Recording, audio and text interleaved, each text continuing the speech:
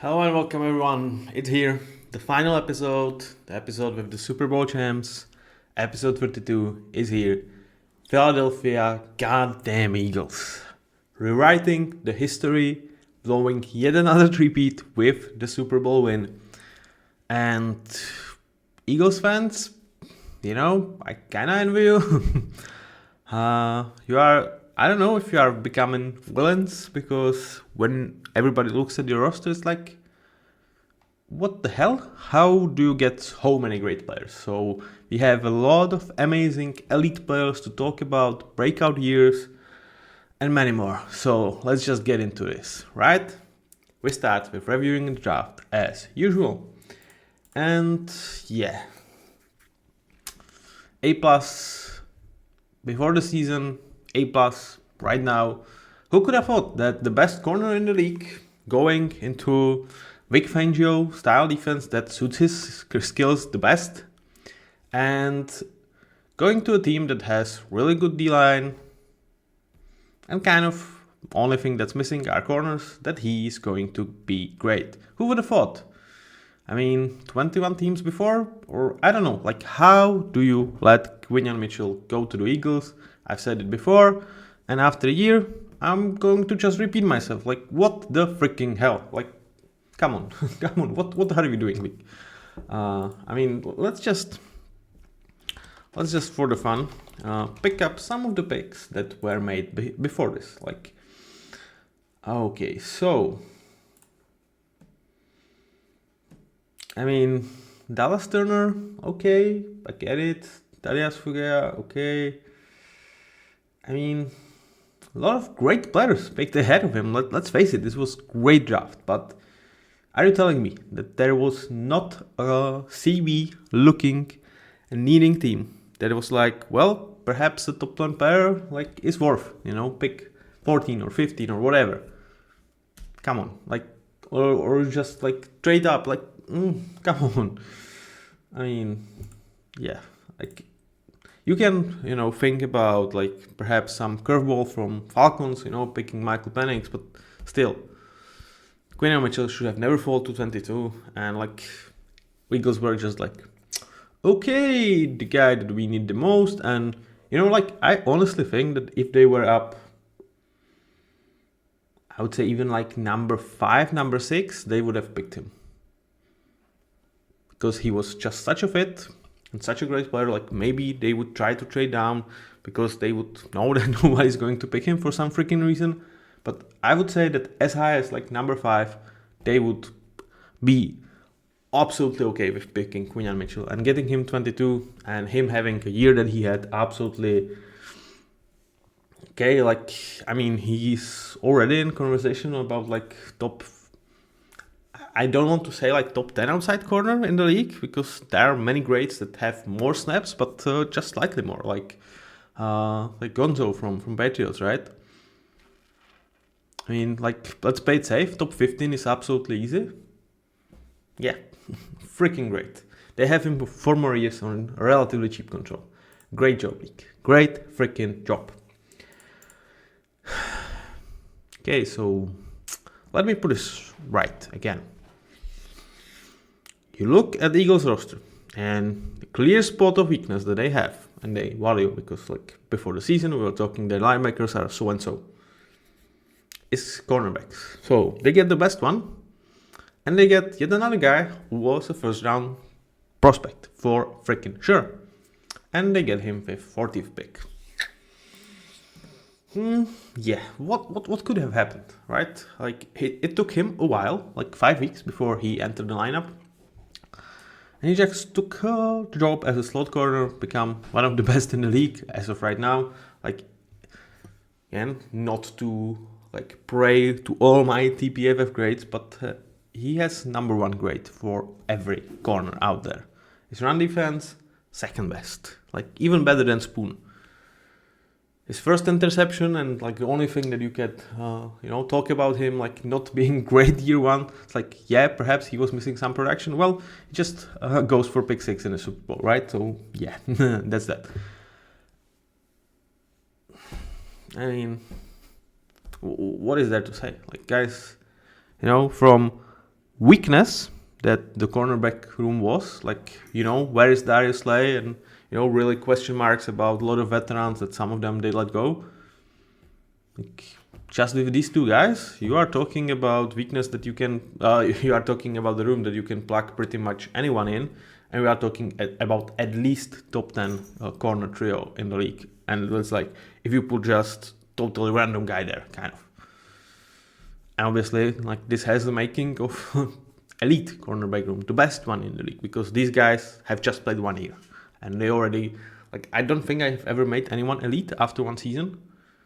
And we will see if I ever will. But, like, I kind of do expect them to end up there after next year. That's freaking crazy. So the second good backup to amazing starter move up that I've made during the series, and yeah, I think it's absolutely justified. Okay, so that was your first 2 picks, right? Like, if they haven't made another pick in this draft or even the next draft, they would still be great, right? But of course, it's Eagles and they will have another good picks, right? So we talk about Jalen Hunt, who I thought like was a bit overdrafted for them. No. They clearly have a plan. He got out there like later in the year. Some of the guys like not necessarily playing great or like being injured, like Bryce Huff, and he just looked freaking solid. Like, as solid enough that, if he's your rotational edge piece as number 3 for next year, you feel absolutely good about it.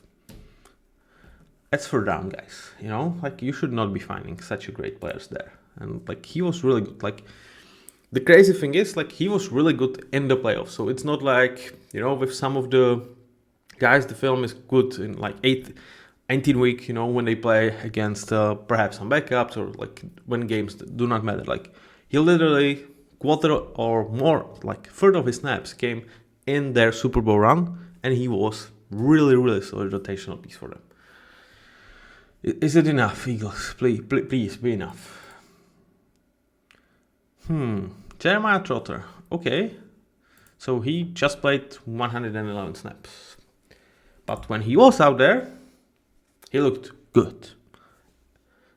The sample size, and like with him, he played almost half of the snaps in week 18. It didn't really matter that much. So, like, after E1, you definitely do not feel like secure and safe about him like being your starter. But as a rotational piece for a linebacker group, guy that has tools to be great, yeah, I think he's a valuable piece, and he definitely did not show you nothing to worry about, giving him 300, 400 snaps next year. And that's quite a good value for a first round, right? Are we over? Please. No.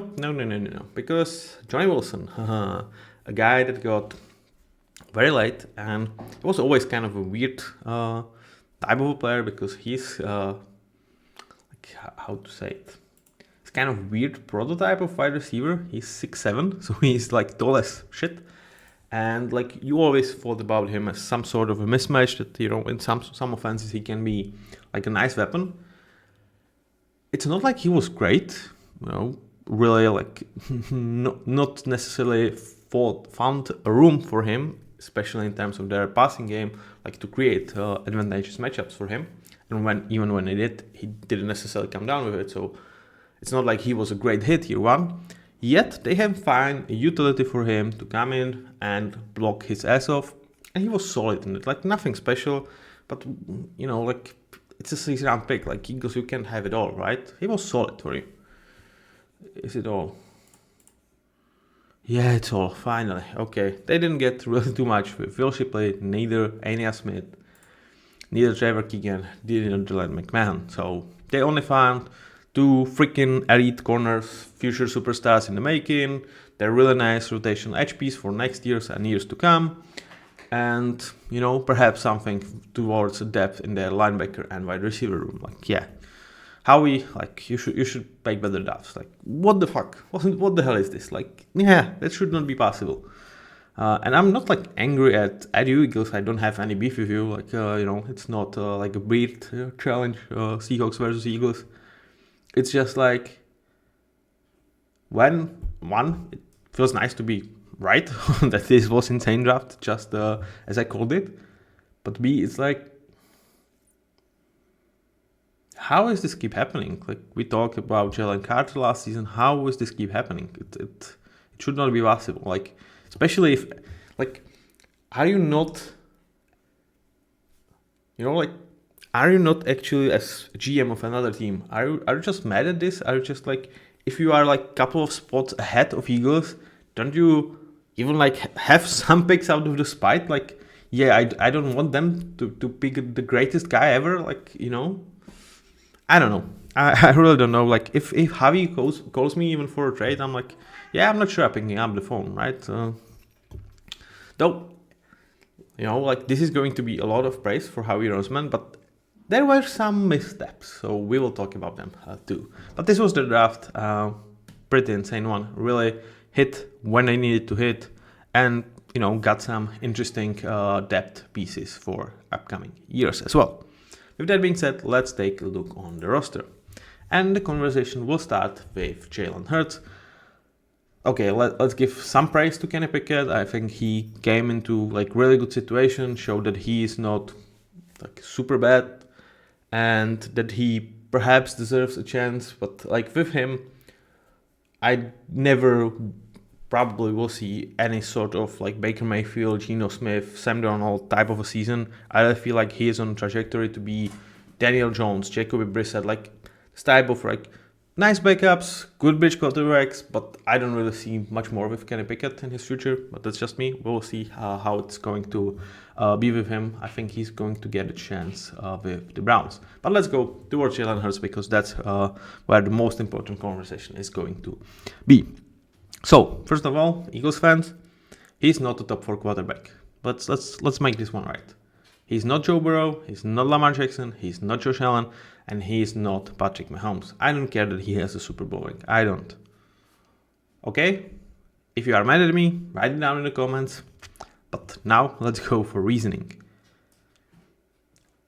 I did not lower him prior last season. I still kept him as my, amazing starter, one of the from 5th to 10th best QB. 5th to 8th depends on how big this grade is, like how big the group there is. So I didn't lower him. I felt like he was playing through injury and it was kind of clear last season. And I feel still right about having him as an amazing starter somewhere around this 6th, 7th, 8th best QB in the league. Like, would I pick the top 4 over him? Easily. Would I pick Jaden Daniels over him? Yes, I would. Honestly, I would. So, I would probably even pick Justin Herbert and probably even Matthew Stafford, but like the conversation gets a little bit meh there. He became absolutely an elite weapon in terms of how he can utilize his leg. And it wasn't there for like a year. He was not that. He definitely came back to do so. He is able to utilize exceptional offensive line, great running backs, great wide receiver duo, really good tight end, and make the best out of the situation. But I don't think he ever in the whole Super Bowl run or even in the whole season, there was a game in which he needed to be the guy that's going to constantly win it, from minute one. You can talk about how many completions he had, how many times he needed to throw the ball.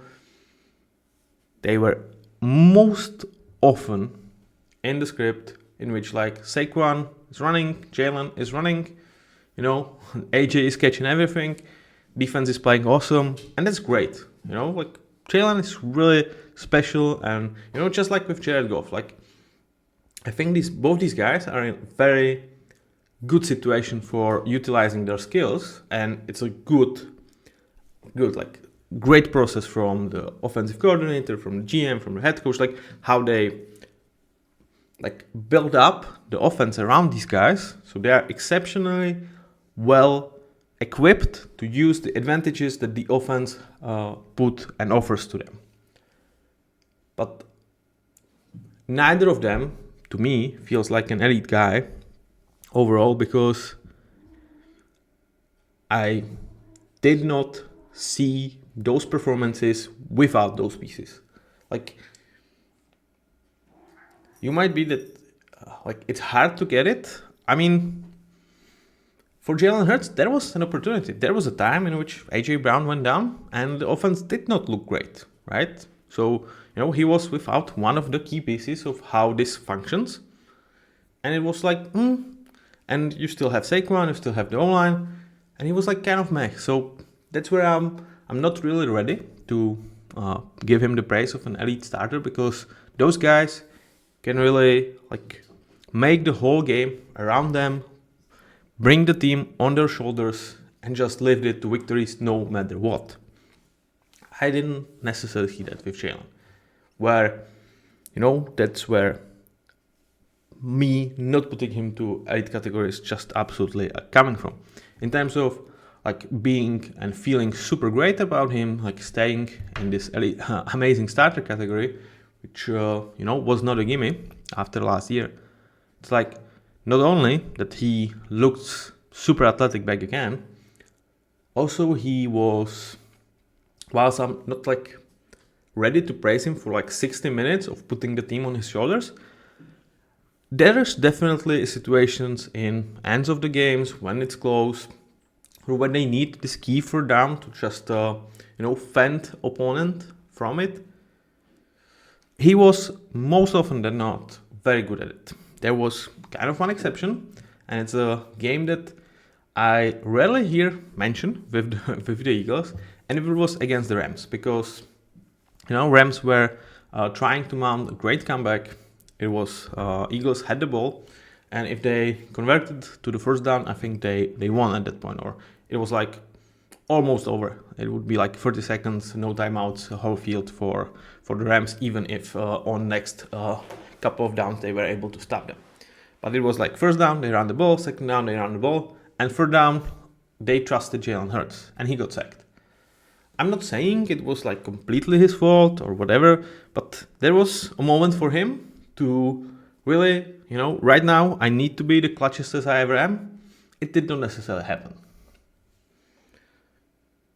So please don't say that he's better than Joe Burrow, Lamar Jackson, Patrick, or Josh Allen. Just look at the film. He's not.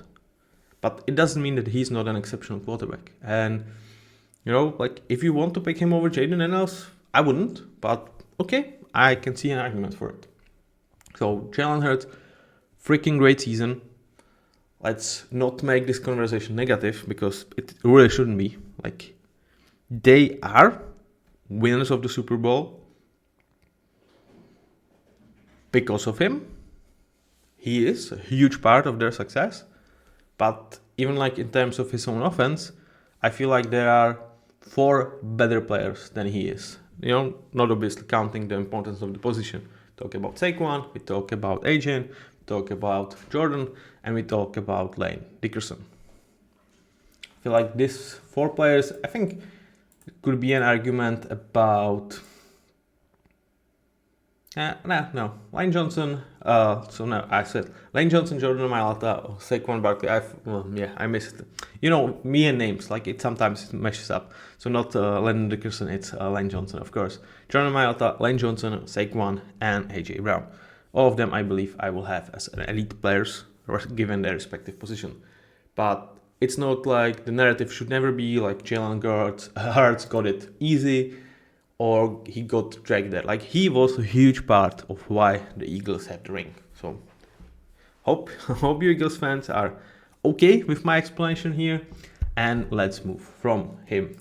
And we move towards Saquon Barkley. And what a fun year it was for Saquon. And once again, when I was previewing the season, one of the things that I was most eager to see was mobile QBs, great mobile QBs next to top running backs. Finally, James Cook, Josh Allen, Derrick Henry, Lamar Jackson, Saquon, and Jalen Hurts. And what a fun it was.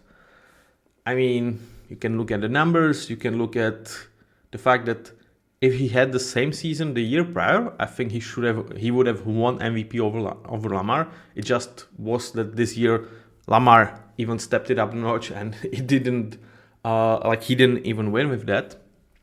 And, Josh Allen won. But Saquon was just freaking insane. Like, yeah, he has great online, but when, like, you kind of know you have to focus on him, you just couldn't. And, like, one thing, I feel like Giants, even though they will hate to hear that, I think they made the right decision to let him go, because I don't think he would necessarily make a huge difference for them, with the state of their online and the other threats. And for him, he just finally got what he deserved in terms of what a freaking fun it was. And just one thing, if I could have one wish to replay the season with, I would just put two players back, Jason Kelce and Aaron Donald. Like, as a Seahawks fan, that's like, really throwing wood under my legs and trying to break them. But yeah, I would like to see where the Rams defense would stack up if Aaron or Jared Verse. And I would really want to see how much greater this offensive line could have been with Jason Kelce over Cam Jurgens. Like, no shades at Cam Jurgens, we will talk about him, but he ain't no Jason Kelce. I mean, could he have 3,000 yards combined? I mean, maybe. Like, Cam Jurgens, again, we will talk about him, like he was, in my eyes, the least effective piece of that online, the worst part. And if you can replace that with, Hall of Famer, I would say even still at his age, he would be a top 5 center in the league. In an alternative universe, that's two players I really feel like if they could have been back, put them on the Rams team and Eagles team, and even make the matchup in the playoffs. Again, Rams versus the Eagles. So yeah, I cannot do that. I don't have magical powers, but what a fun year it was for Saquon, and you cannot be more happier for him if you just enjoy football, I would say. And not only like for him, but for what his and Derrick Henry's success means towards the future of this position, because suddenly there is definitely a talk about drafting Ashton Jeanty top 10, paying really good money to good running backs. Nice. That's where that's how league works. Like, there are trends. For a couple of years it was running backs really low, and this year they kind of cemented, well, we are freaking important, don't you forget us. Ken Gainwell, I think he was kind of an afterthought, solid one, but really not the guy you focused at with this offense. Now let's shift towards their primary receiving weapon. Like, for the Eagles, I think it makes sense to not really go wide receivers and tight ends, and then I went primary weapons and kind of afterthoughts. So we go with AJ Brown. He continues to be a top 5 wide receiver that doesn't really get too much attention somehow, some way. And whether it's like there's too many stars with the Eagles roster, I don't know. But he is freaking awesome, and he is absolutely a crucial part of how they were able to get where they are. Like, when Jalen Hurts is in the pinch, or when they need a crucial third down or a big play, their chemistry, Jalen is able to throw very good ball, and AJ Brown is just a freaking monster that's going to mess up guys, and try to defend him one-on-one. It's freaking impossible. So AJ is great, and for you guys, again, if you look at the stats and you see only 9 touchdowns, you have to understand how this offense is supposed to work. For him, the chances are most likely those are going to be big plays touchdown, because if we are within 10 yards of the end zone, you have Saquon and you have Jalen Hurts. And obviously then if defense oversells on these guys, well, then there is AJ Brown kind of as an afterthought. But if you are in those areas, yeah, these two guys will get the ball into the end zone. Behind him, you have Devonta Smith, who continues to be one of the best wide receivers too, easily top 3 in this category, and continues to tease us about what it would be if he was the primary guy. And we kind of got slightly negative answer. I feel like in the games where AJ Brown was missing, Devonta Smith was not necessarily like stepping it up super huge. But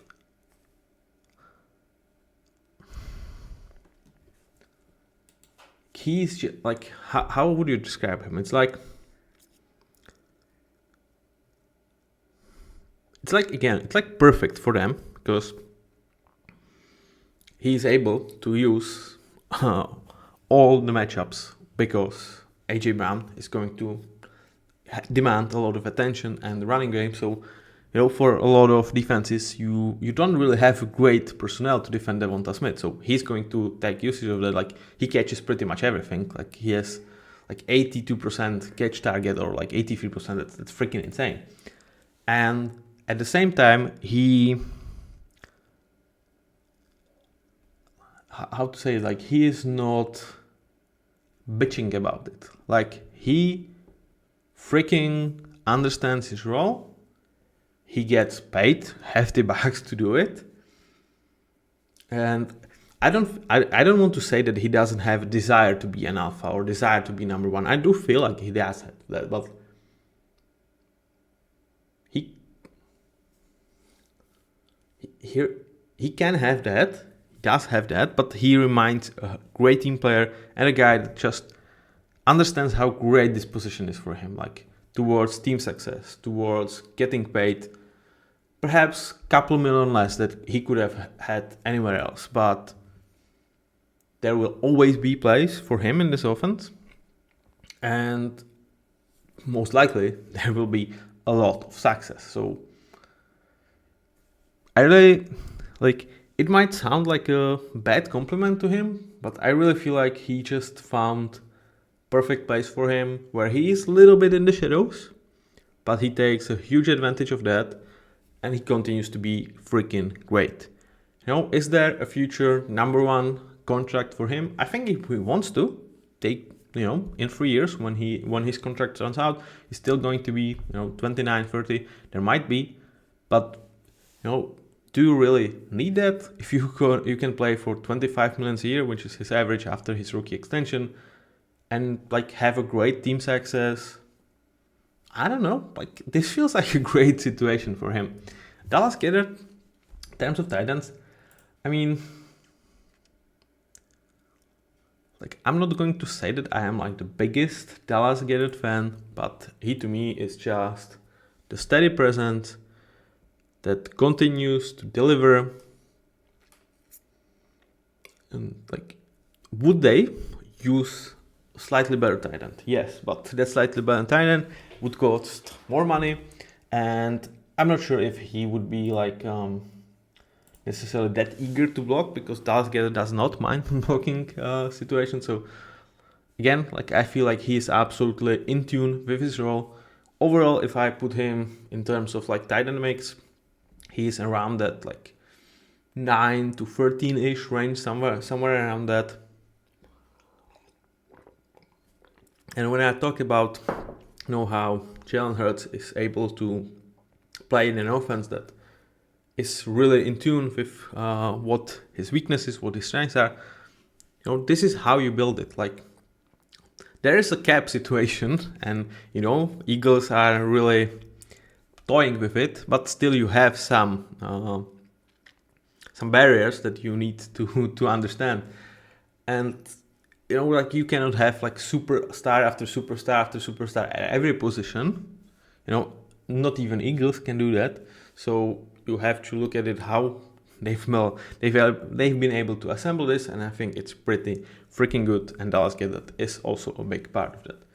And then when you like look at how again they want to attack you, it's okay. We have these three great weapons. Then we have Saquon, we have Jalen. And then we have a bunch of role players. And that's what these guys were. Jahan Dotson, I disagree with the price. I really feel like third round for him was just way too much. And again, like, I think after this year, I don't really have too much to say about that. I think I was right. It's one of the moves that for Howie, I'm like, I understand, but there is not too many targets for him. He's not like known that he would be like this Mike Hollins type that really helps you with your run blocking. So, not necessarily the worst move, but one of the ones that I wasn't a fan of, and after year one, I still am not. I'm not saying Jahan, they don't have some solid games, but there will always be like a shortage of opportunities for a third wide receiver here, and that's why for Johnny Wilson, I'm much more in tune with that. Like, you spent 6th rounder, he's going to be cheap, and he can help you, I would say, even slightly more than Jahan. What Jahan role is, and what he, where you understand this trade much more, is if AJ Brown or Devonta Smith goes down, the theoretical upside for Jahan Dotson is that he could step in that position and deliver 80% of Devonta Smith, in his great days. This is something that Johnny Wilson, you don't have that upside, but it necessarily didn't happen when the opportunity arises. So Jahan Dotson, we will see. Nothing really much to say about these guys. We talked about Johnny Wilson a lot. Grant is kind of, say, solid tight end, especially with his hands. And they are able to use him, but really nothing special. But again, they not need anything special. They need cheap options, because you have some limits on how much you can spend, and you do need to utilize them in their best positions for you to win, and they are able to do so. I would say, still with exception of Jahan Dotson, that didn't really feel like a super hit. But again, if we talk about alternative universes, let's say that either Devonta Smith or AJ Brown goes down for an extended period of time, and they really need a guy to step up, perhaps Jahan Dotson would be able to. Is it the wisest thing when that there will be guys potentially on the trade block? We've seen DeAndre Hopkins, we've seen Amari Cooper, we've seen Devonta Adams move. So I don't think you need to make this preparation before the season, because usually it's the case that some veteran wide receivers that can really pick up, number 1, number 2 UT for the remainder of the season are usually on the chopping blocks halfway point of the season for teams that are trying to rebuild. So one move that I was not in tune with, and I still feel like it was not necessarily great, though I do understand what the thinking was behind this. Now let's switch towards this defensive line. And when you look at this interior, it's really good, yet it's not the strength of this offensive line. Cam Jurgens, I think he was solid. He struggled with pass protection, so not necessarily a seamless transition from Hall of Famer Jason Kelce. What a surprise. I really feel like he might go down during the summer series. I'm not sure that good starter is where he should be, because we're just in back of my head, I've seen some of the plays where he lost way too early, and I really need to take a deeper look at those situations, because there was some nagging thoughts about Cam Jurgens' pass pro, not really great. I will need to double check on that during summer. But even at worst, he is, 20th best center in the league. You still have 1 year of him on a reasonably cheap deal, and you kind of hope that he can develop into continuation good starting center for you. Next to him, Mekhi Becton, huge story obviously, converting from kind of a bust tackle towards a guard and making it work here in Philly. What a freaking surprise, right? If you are, pretty much anyone, probably go to Philly. You will most likely get a chance to do something, unless you are a wide receiver. I don't really feel like there's that much upside for you. But for other positions, I really feel like you could, just one sneak peek towards the offseason. They picked up Kenyon Green from the Texans, whom we lowered to solid backup, and he was just freaking dreadful, and Texans could not wait to get him out of the town. If there is one place that I somehow believe that Kenyon Green can somehow become a good starter in the league, I think it could be here. Landon Dickerson, I would say there is really not much to say about him, which is kind of weird, but He just continues to get better, get better, get better. And, this was his fourth season in the NFL. I think every year he looked slightly better. I would say that this was like even his biggest step upwards. And eliteness is not necessarily just around the corner, but perhaps like, a bit of a crossroad, then a corner, then it waits for Landon Dickerson, and he could definitely reach that. But even if he doesn't, like, how many better guards are there in the league? Yeah, not many. But the crazy thing is, like, if you've seen this, okay, you're like, well, they probably, we talk about a lot of great players, so they should have really shitty tackles, right? Nope, no, because they have the best tackle duo in the league, in Jordan Mailata and Lane Johnson. Both of these guys are elite in my opinion. Jordan Mailata just put down freaking insane season. Like, again, not to go almighty on PFF grades, but 95.1 is just insane. Like, this dude, like, how do you go past him? By the way, he was a 7th rounder. Yep, 7th rounder for this freak of a man. Great drafting, great developing. That's what you have to go with the Eagles.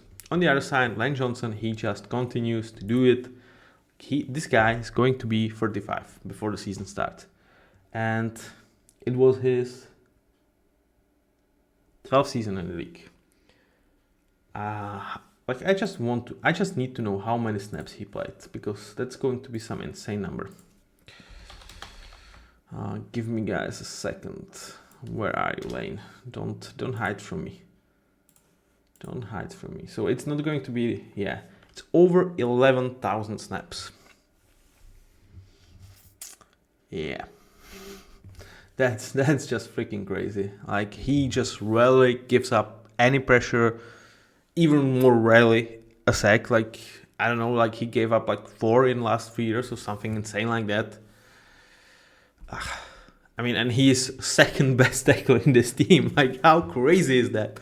That, I would say second best tackle or first best tackle, right tackle in the league, like, is still, if we were like on a scale, I would take Jordan Mailata over Lane Johnson. Not only because he's left tackle, slightly more valuable still, but I think like he's just a better player. But that's just freaking insane.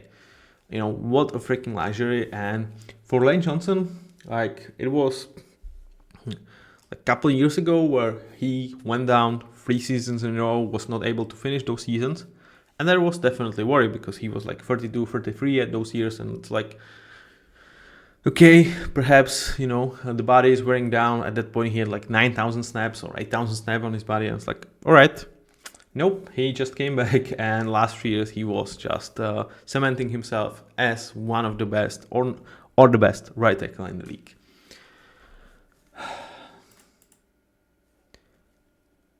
For what it's worth, at least the backups, when they needed to play, they didn't look great. Okay, so there is a hope, you say. We will see. We will see about that. How would you describe an Eagles offense? Perfectly set up, perfectly performing, and just a freaking pain to deal with. Yeah, that's the Eagles offense. And the offense itself is a making of a Super Bowl team. But they also have a defense that would make, I wouldn't say any offense a Super Bowl contender, but a lot of offenses out there. Let's take a look at these guys, shall we? So we start at the edge, and Josh Sweat, like, very, very solid season. It was like this was, let's talk more about like them as a group, because the approach here was, we have one superstar in the making. That is Jalen Carter, their defensive tackle. And around him, we have around 8 great players. I know it sounds crazy, but that's kind of how it was. And we will utilize those great players in the roles that we need to, based on the snaps, but on the situation, and we will just unleash them where we need to. And the only guy that's going to almost always going to be that presence that allows these guys to even take more advantageous matchups is Jalen Carter, because in his second year, and we will go to him, in his second year, he continued to be freaking awesome. And again, he has still some deficiency, he is not Dexter Lawrence, he's not Chris Jones, but he almost demands as much attention, especially as a pass rusher, as these two guys. And when, again, you can rotate 8 great players around this defensive line, and you have Vic Fangio, it's really freaking annoying to watch as a fan of the other team, because your offense is going to struggle, and for an offensive coordinator, it's like a nightmare. How do you prepare your offensive line, especially there's a lot of mediocre offensive lines out there on which these guys can feast on. And we've just felt we continue to be really great, use the opportunities that arise, and delivered. What is there to be said? With Nolan Smith,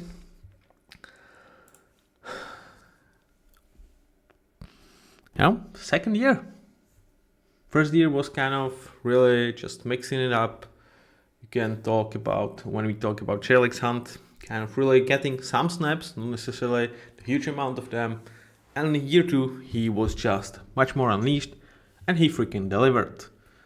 He was great in both phases. He was productive, exactly where you would like your second year, first round edge rusher to be, when he's a late first round pick. He was not drafted to be, this Micah Parsons or Abdul Carter this season. If Nolan Smith,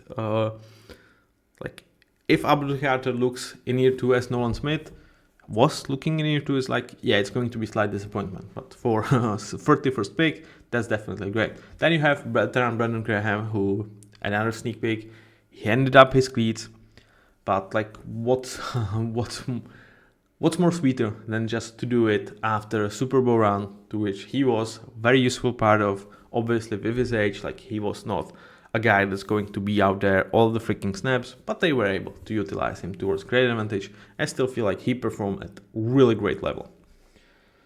Perhaps with, when I graded Von Miller just as a good starter, it's should Brandon Graham keep being this important starter? Well, maybe not, but to me, unlike with Von Miller, I didn't necessarily have a couple of years when I didn't know. He continues, when he's out there, he continues to be at that level. And now we go towards the rest of this group, and one disappointment, at least to me, was Bryce Huff, because they signed him towards a huge contract. He was not necessarily a huge factor. Then he got injured, and was he bad?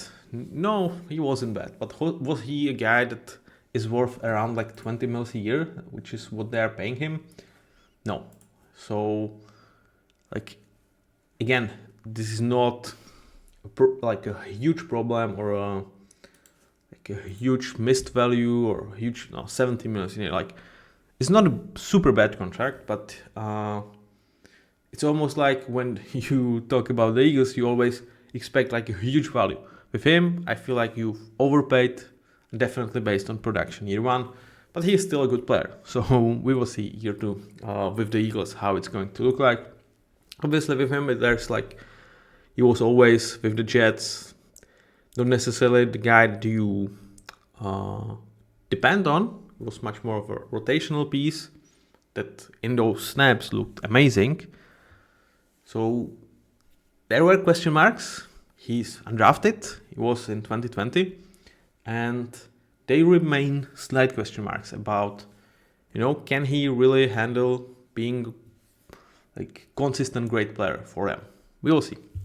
But, if not, there's Jelix Hunt, really looking great in playoffs, delivering production, delivering pressures, and really not being a pushover in terms of run defense. Charles Harris, kind of an afterthought, but again, when he was out there, he was not necessarily a problem for you, and for pretty freaking cheap. So, kind of 6 pieces that you could really switch around, move around, And then we go towards interior much more. Jalen Carter, we already talked about him, one of the best pass rushing interior defensive tackles out there.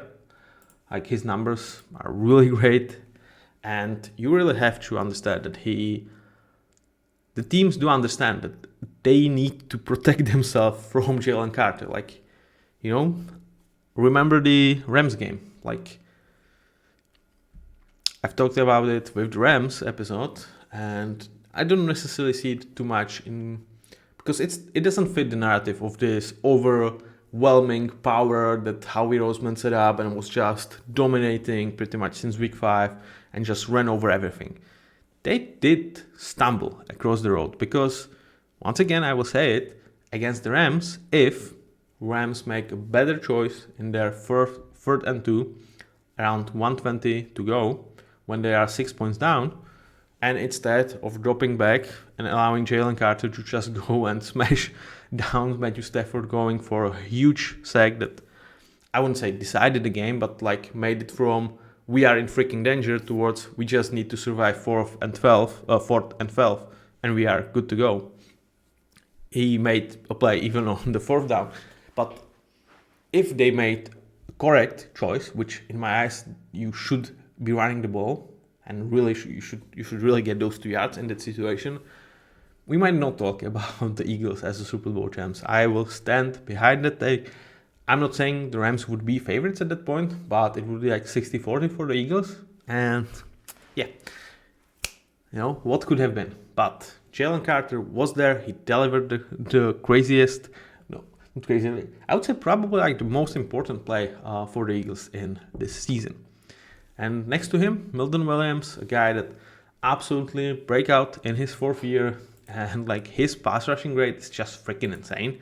And when you really look at it, it's like he was great, but he was allowed to be great by the presence of Jalen Carter, because most of the attention was always towards Jalen, and Milton kind of got his favorite matchups as he needed. And I'm not like, I don't want to like put anything from him. Like, he especially turned it down in Conference Championship and Super Bowl, where like, you kind of cannot win it as a defensive tackle unless you are Chris Jones or someone like that. Like, I cannot imagine that Milton Williams could win MVP. But when you really look at this performance, and I was like watching with friends, and like guys, and they are not necessarily like a huge football fans, but they are really happy when I'm commenting, and I was like, this guy, he will never win an MVP, but isn't he like kind of the most important player today, because he was just living in the backfield of the Chiefs. So, yet another player that was just freaking amazing. And, I said 8 players. It was much more like almost 10 players, because you have Jordan Davis and you have Moro Ojomo. Like, Moro, like, how is, again, Moro Ojomo, 7th round pick last season. And you look at this, again, like, because of the gravity of Jalen Carter, he gets great matchups and he freaking delivers on them. Like, if we look, they will most likely lose Milton Williams. Okay, they've lost Milton Williams in the offseason, but they are kind of, I wouldn't say okay with that. Like, it is still a guy that you don't want to lose. But with Morrow, you have 2 years of this guy. Who says that he cannot be really great? And then you have Jordan Davis, because why not? Yet another 1st round pick that necessarily did not like ascend as much as Jalen Carter did, but he's still really damn good. So you have these 10 players that, like, how are you supposed to like go against this? This is the approach where you don't necessarily have that superstar, though Jalen Carter is very close to it, but you have next to him like 8 other guys that if you leave them one-on-one, they will cause you freaking trouble. So, probably like definitely the deepest defensive line that was out there in the league in terms of quality of a guy that could be potential starters or will be starters for other teams in next seasons. So with that being said, that should be it, right? In terms of great things. No. We have not talked about Zach Bond because they were just like, okay, there's this guy with Saints that they've played around 500 snaps in his 4 years with the Saints, and some of those snaps he played as just a pure linebacker, not from edge, and he looked interesting in them. So, what do you think, Vic Fangio? I mean, yeah, let's take a punt on him. And he just came in and played like top 5 freaking linebacker in the league. Saints.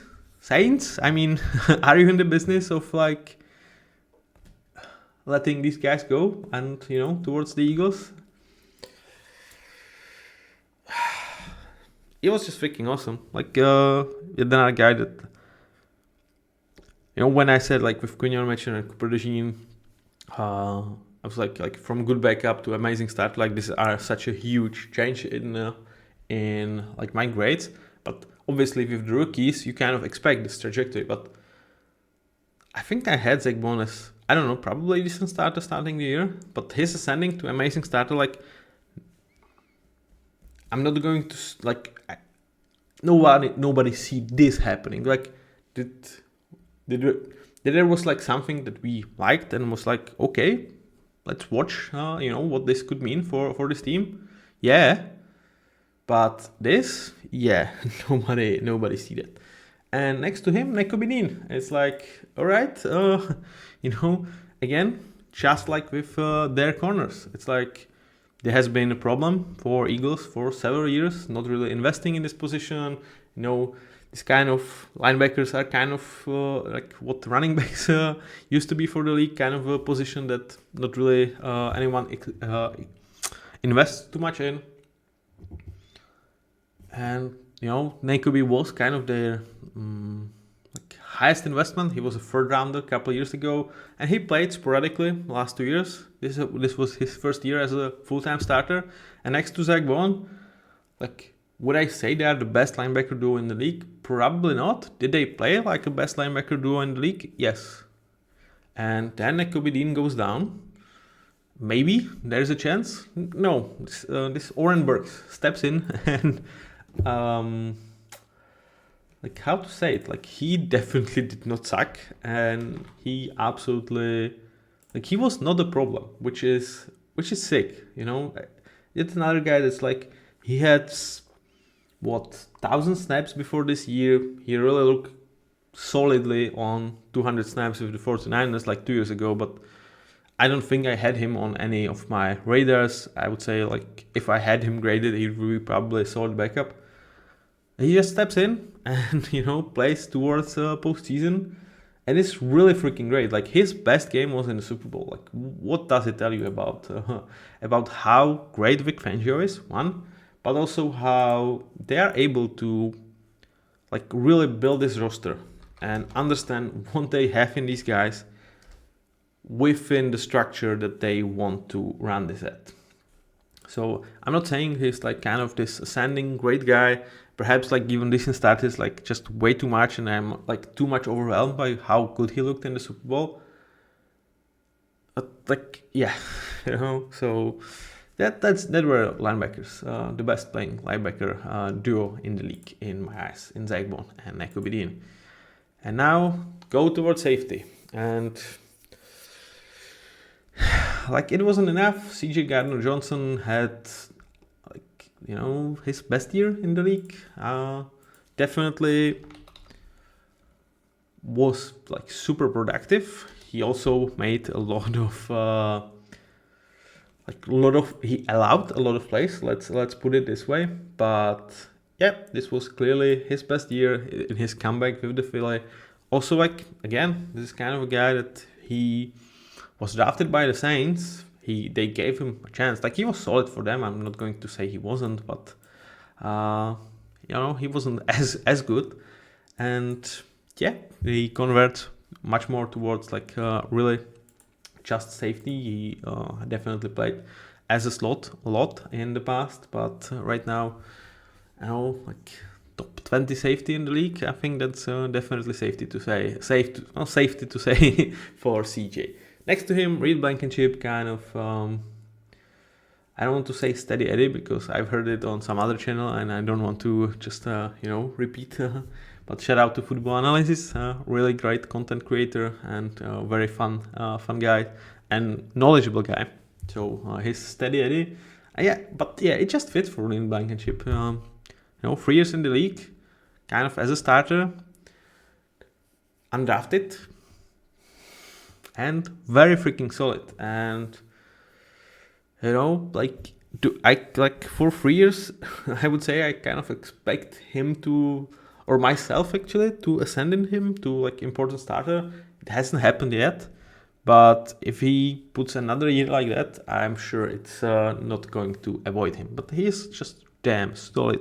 You know what you get, and another insane find by this front office. Evonta Maddox was kind of an afterthought. They didn't really need to go towards him. When they did, he was solid for them. And now this trio of corners, big play Slay, shout out to him.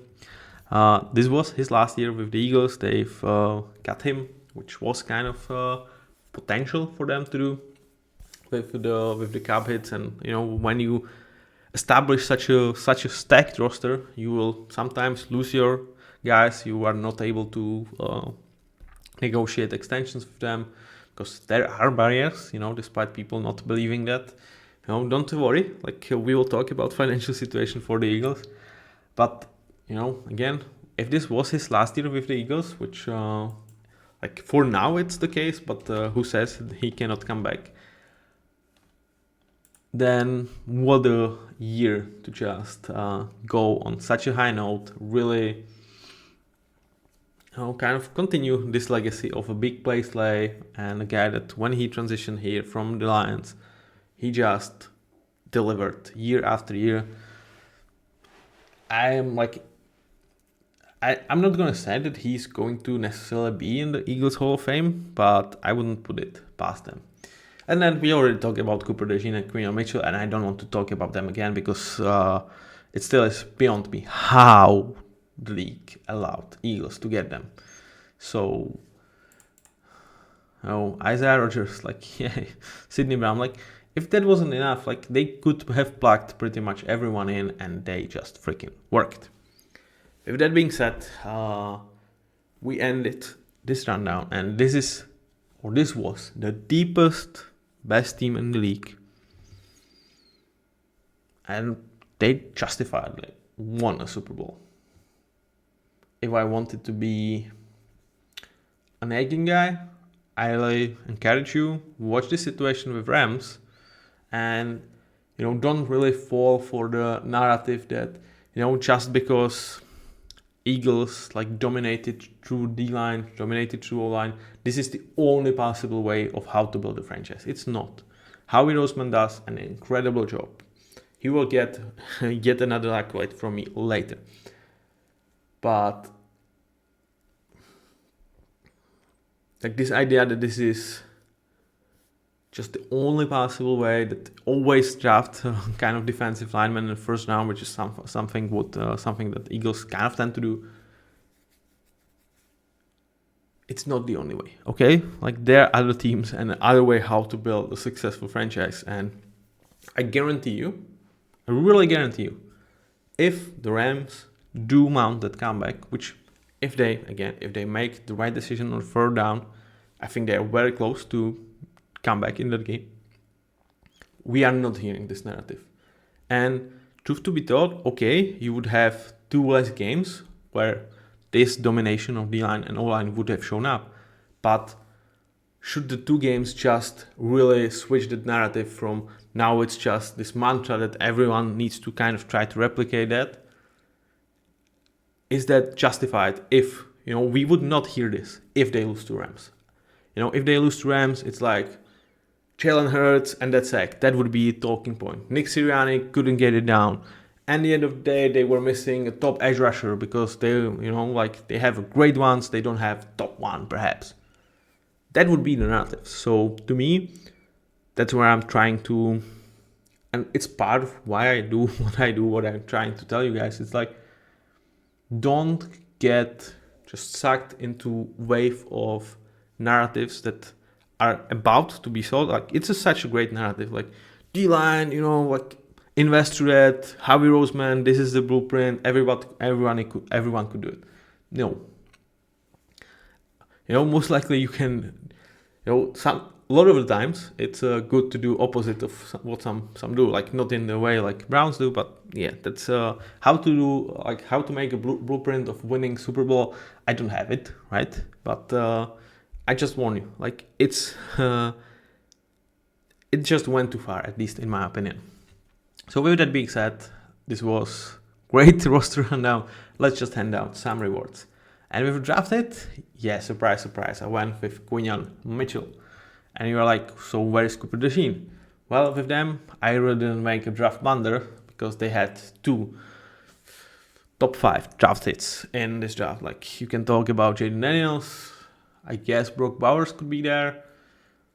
I mean, you can make an argument for Bo Nix. Brian Thomas, of course. Ladd McConkey. Yeah, that would be like, but yeah, to me, they would be definitely like top 5 values. 2 draft hits that everybody saw coming. Like, I was not the only one who was like super up on this, but yeah, it's just nice when it just falls towards the right place with them, because especially for Cooper, like getting his pick 6 on the Super Bowl, it was sweet to see. In terms of cornerstone of this franchise, I went for Jordan Mailata because he put out one of the best tackle performances ever. He was just a freaking rock. You cannot move. He was exceptional in both phases. Really not much to say and add. In terms of unsung hero, I went for Zach Bone. From hero to zero. In his case, it's from 0 to hero. Like, when they signed him, there was talk like, yeah, he could be a useful guy. But nobody see this coming. No freaking body. And I mean, I even dare Vic Fangio to see, yeah, I knew that this guy was there. Like, really? Okay, if you did, like, I have the utmost respect for you, but you didn't, right? You didn't, did you? If you did, you would sign him for like 3 years, 15 minutes, sneaky, pink, really. Yeah? We'll see. Definitely freaking great. You cannot even say like a turnaround in his career, because like his career kind of never started with the Saints. Like, again, he didn't play too much. In terms of flop, it was like really hard to pick on this team. And at the end of the day, I went for Bryce Huff because compared to his salary, even before like he was dealing with some injuries, I don't think he necessarily delivered on the salary. But it's just, if it's 3 years, 35, 40 millions, then it's like good value. If it's like 3 years, 50, it's probably about maybe right. So it's like he's slightly overpaid and he was dealing with stuff. So yeah, that's it was hard. It was really hard to pick one, but I just couldn't be just everything is positive. Like this one, slight thing. Where is franchises? And if Eagles fans did not like me with my take on Jalen Hurts, I'm not sure they will like me after this one either. Because I would say that Nick Sirianni to me remains just a good head coach, kind of an average NFL head coach, which I know it sounds like a bad compliment for a guy that just won a Super Bowl, but I think the roster was the most stacked that I kind of seen, and there was still some questionable moments with Nick Sirianni. Definitely the way they started the season kind of on the wrong foot, kind of continuation of how they ended last season, and it was like, is this really deteriorating? And that it didn't, and they just went on the run and delivered blow after blow. But that you need to credit Sirianni for that, for sure. But do I really feel like he is a top 10 head coach in the league? No. And I don't feel like he's average. Just like still in this era where like there is so many great head coaches out there. And you might be like, how do I rank Ben Johnson over him if he never, for example, like was a head coach, or like Mike McDonald just in his second year? I understand that. That could be a little bit weird, because I don't necessarily do that with rookies on other positions. But like with those guys, I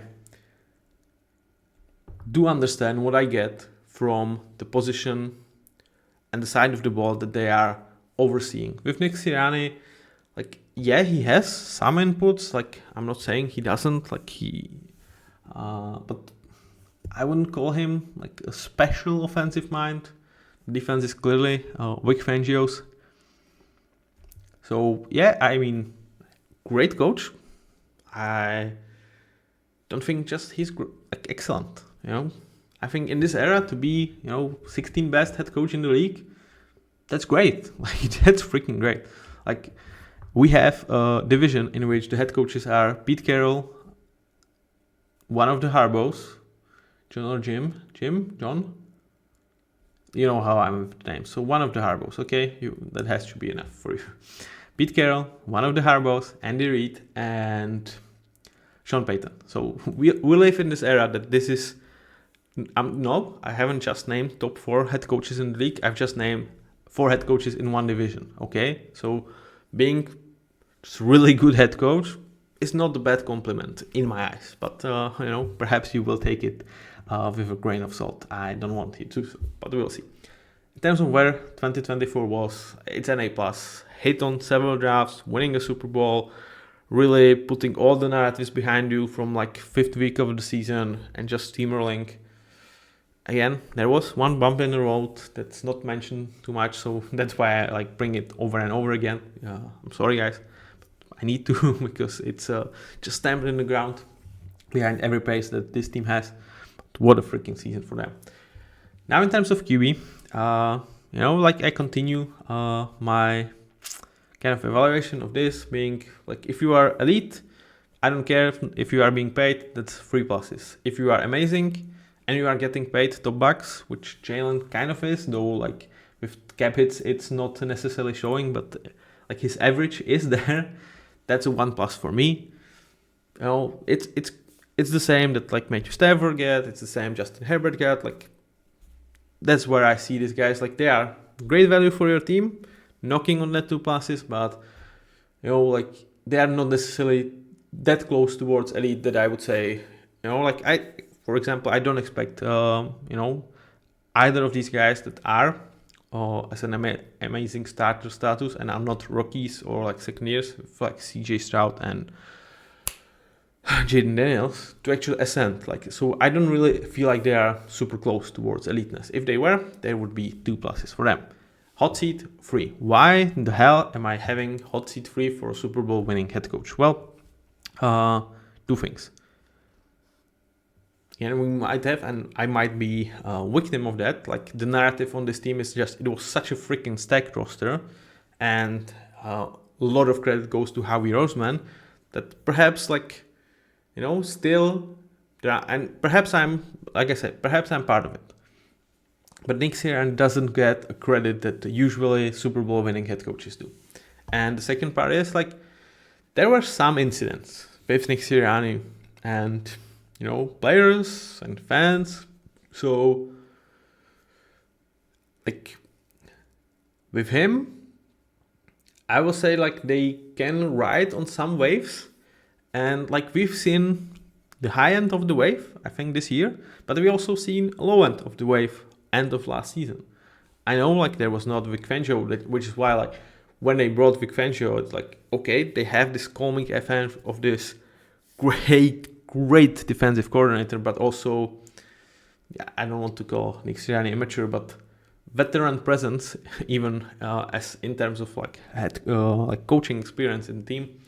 But I'm not certain that it's all gone, and it was some stuff like that.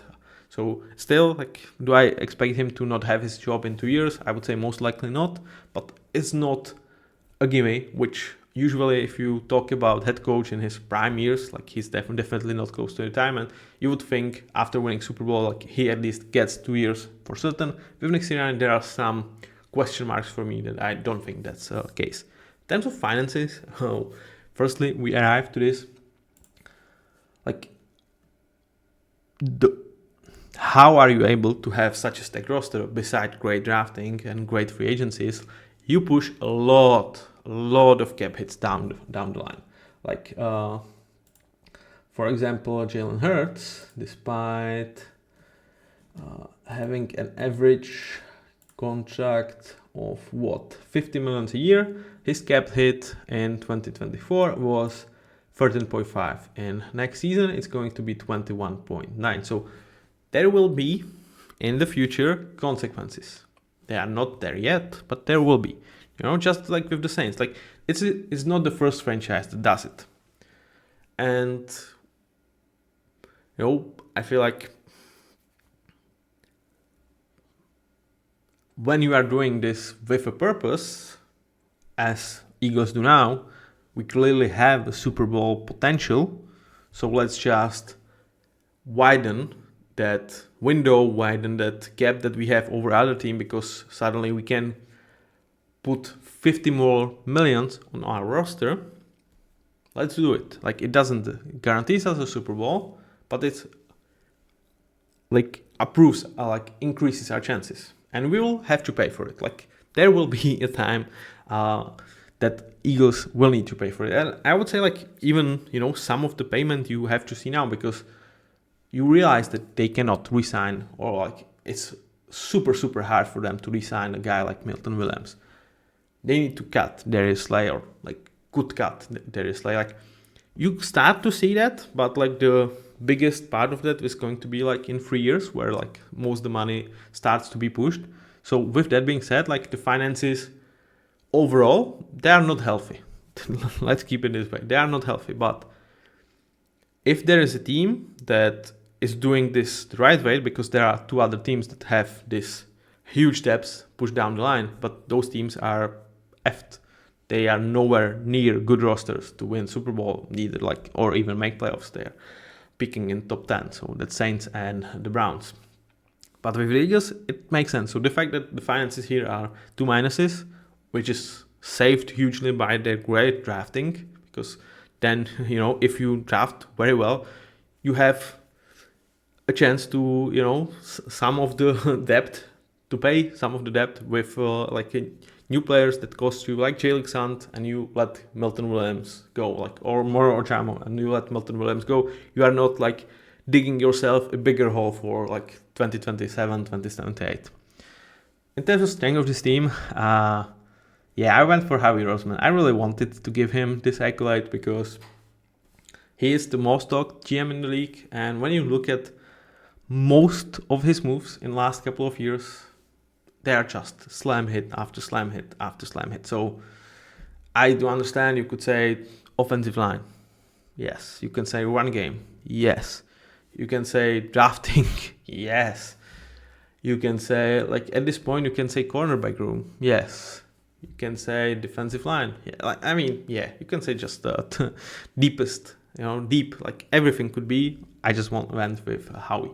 In terms of division, from the perspective of the Eagles, I went for 1+, and it would have been 2+ if Washington didn't arise as they did, but it seems like they will have a really tough team to beat for upcoming years.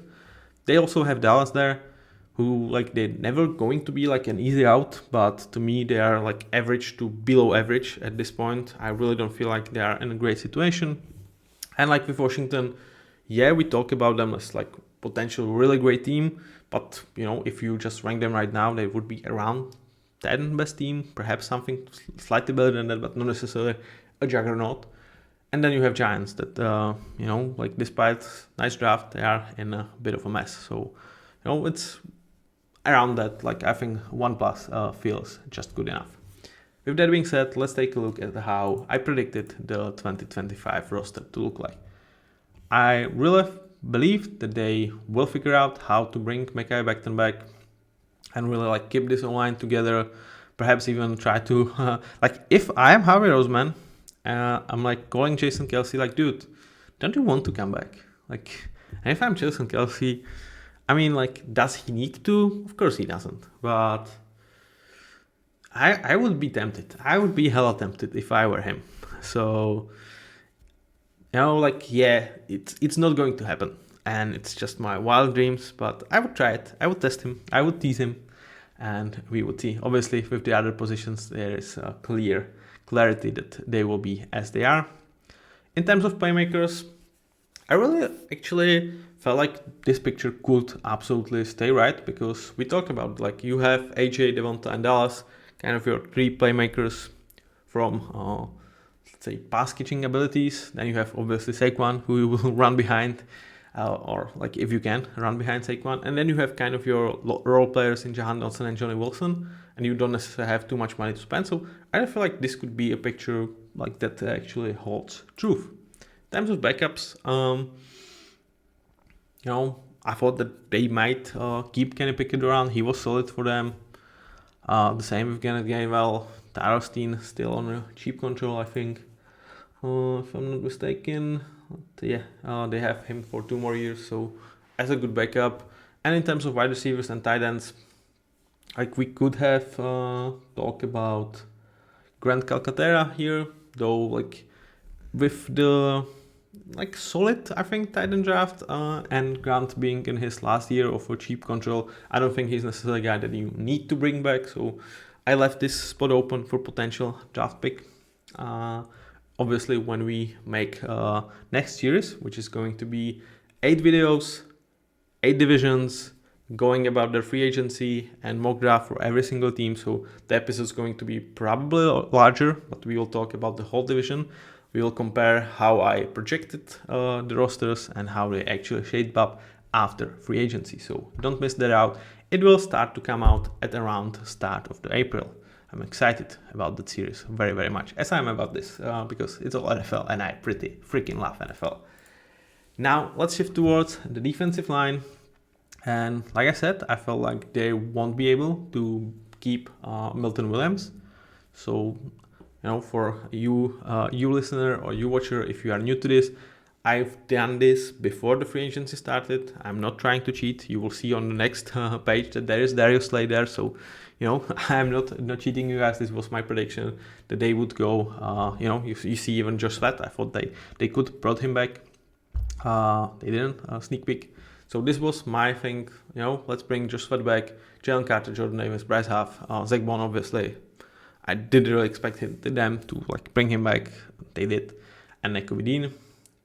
I really kind of thought that they would go even more about this in terms of, let's bring pretty much all the boys here. Spoiler alert, it didn't necessarily happen. So we don't talk about CJ and Darius. They won't be on the roster. But 3 guys that are absolute certainty are Quinyon Mitchell, Cooper DeJean, and Reed Blankenship. And in terms of backups, we talk about Morrow, we talk about Jalen Hunt. They probably are much more encouraged about Nolan Smith as a starter potentially, and they got something from Jeremiah Trotter, as well as they have Sidney Brown and Keely Ringo for 2 more years on cheap options. So for your 3rd or 4th safety and backup corners, these guys are pretty damn solid options. So congratulations, Eagles. Enjoy this. I'm not necessarily certain it's going to repeat because I have some question marks. Probably starting the most with Nick Sirianni, but boy oh boy, this roster is freaking great. And the guys like Morrow, Jomo, Jalen Hunt, those names that you just got a sprinkle and taste of them this year, they could be your Milton Williams next year. With that being said, thank you from the bottom of my heart of listening and watching this whole series. This was so much fun. So many talking points. I enjoyed this. I had so much fun. I hope I will be able to deliver this sooner next off season. So like last couple of episodes were a little bit weird for me because obviously I'm watching free agency. I want to be up to speed both with preparing the next series as well as like just being interested in. And it kind of slightly started to mess with some of the things that I wanted to talk about with the guys. Like, yeah, I thought they will use him this way next season, but he is no longer there. So yeah, I will try to be better next season. But thank you very much. If you could give me a huge